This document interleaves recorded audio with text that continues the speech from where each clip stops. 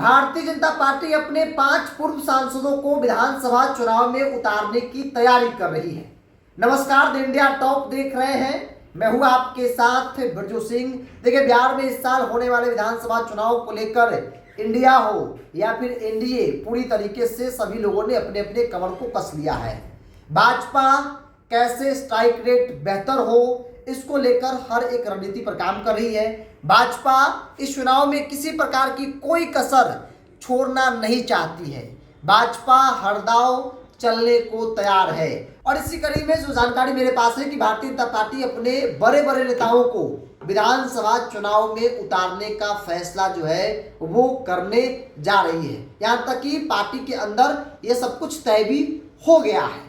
खास तौर पे वो नेता जो केंद्र की राजनीति करते थे, अब उन्हें सीधे बिहार विधानसभा भेजने की तैयारी भारतीय जनता पार्टी जो है वो कर रही है। और इसी कड़ी में 5 पूर्व सांसदों का नाम आपको इस वीडियो में बताएंगे, जिसमें पहला नाम पाटलिपुत्र से लोकसभा के सदस्य रहे भारतीय जनता पार्टी के कद्दावर नेता रामकृपाल यादव का है।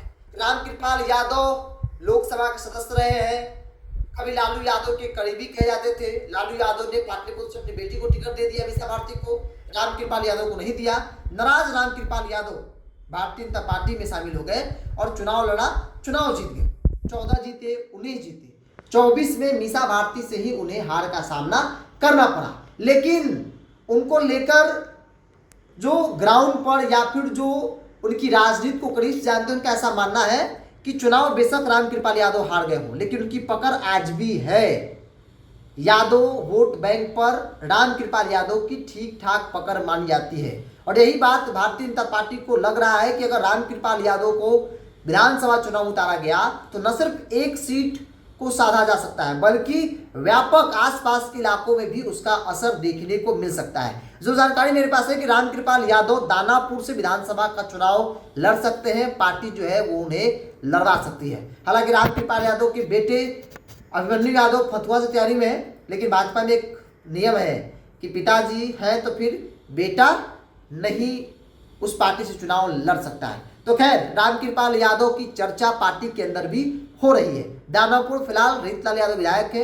हालांकि दानापुर भाजपा का गढ़ कहा जाता है, लेकिन इस बार वहां पर यादव को इस बार भारतीय जनता पार्टी रामकृपाल यादव को उतारेगी, क्योंकि भाजपा भी हमेशा से वहां यादव पर दाव लगाती आई है। तो एक नाम रामकृपाल यादव का है इस लिस्ट में। अब दूसरा नाम औरंगाबाद के पूर्व सांसद सुशील सिंह का है। सुशील सिंह औरंगाबाद से कई बार के सांसद रहे हैं। हालांकि अभय कुशवाहा ने आरजेडी के टिकट पर चुनाव लड़ा और सुशील सिंह के किले में सीधे सिंधमारी जो है वो कर सुशील सिंह को हरा दिया।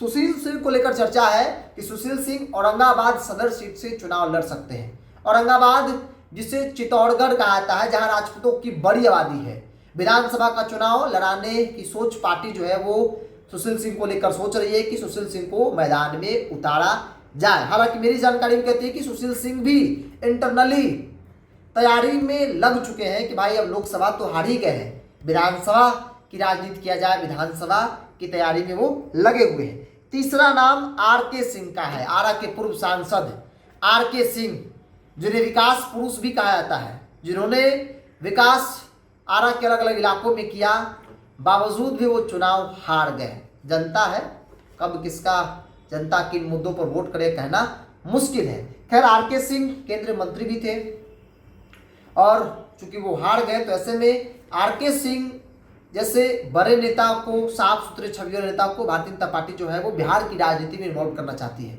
भाजपा चाहती है कि आरके सिंह को विधानसभा का चुनाव लड़वाया जाए, चूंकि आरा सदर जहां से अमरेंद्र प्रताप सिंह विधायक है, हालांकि उनकी उम्र हो गई है, तो ऐसे में उन्हें रिटायर किया जा सकता है, रिटायरमेंट उनकी हो सकती है, तो उनके जगह पर आरके सिंह को एडजस्ट किया जा सकता है। भारतीय जनता पार्टी के अंदर आरके सिंह के नाम की चर्चा हो रही है। चौथा नाम है अश्विनी चौबे का, बक्सर के पूर्व सांसद बाबा, अश्विनी बाबा का नाम है।